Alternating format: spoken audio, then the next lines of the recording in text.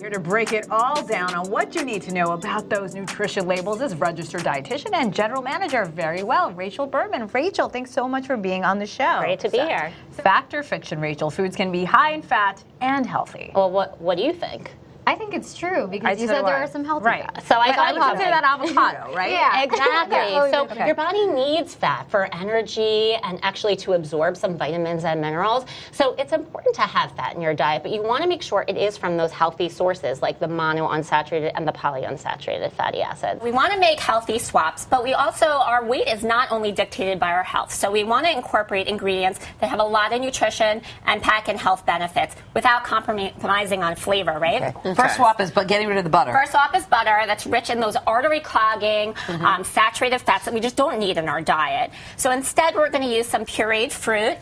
You can use avocado, prunes, applesauce, and the avocados work the best because they do have that fat, so the consistency is going to be great, and those are the heart-healthy fats. So it's not green coffee beans. Don't drink coffee, but it's a special extract. Tell me about that. Right. So the green coffee bean is actually how it exists on the plant before it's roasted. Roasting actually destroys this chlorogenic acid, which has been touted to be this antioxidant to help fat metabolism and block absorption of fat in your body. So does it actually work? Have you seen any good research on it, or is it just a lot of buzz? The studies are weak. The one study that shows anything was with 16 people, and they were also encouraged to change their diet and exercise, which, by the way, burns calories, right? Right.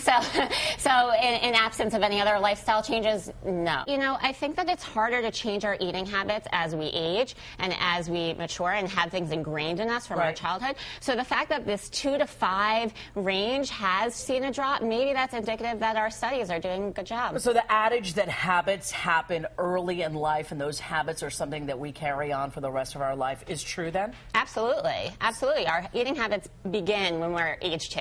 You say it's really all about making some healthy choices, some good decisions, kind of like the way you make healthy choices with food. Definitely. And, you know, I'd be a hypocrite if I said you couldn't have a cocktail every now and then, right? So we actually have some great choices over here that you can either order out or make at home. And here's a Bloody Mary, right?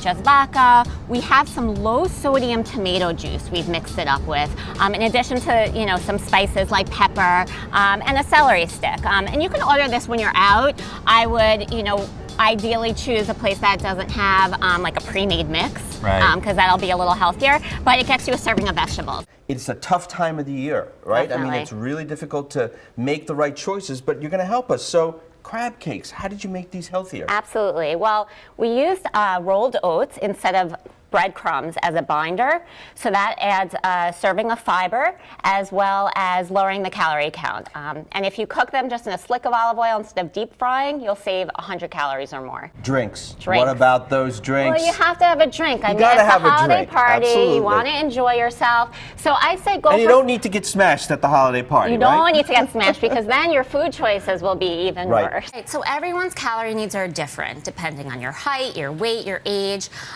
So basically, if you actually go to caloriecount.com, you can plug in that information and find out the amount that you need for weight loss, gain, or maintenance. I always recommend that you add a booster to your meal. And what I mean by a booster is something that's going to give you a lot of volume on the fewest calories that you can. So that includes something like vegetables or fruit or whole grains. Those are foods that fill you up on the fewest calories. So, is a calorie a calorie? Okay, what I take offense to here is that, you know, I don't need a nutrition education from Coca-Cola.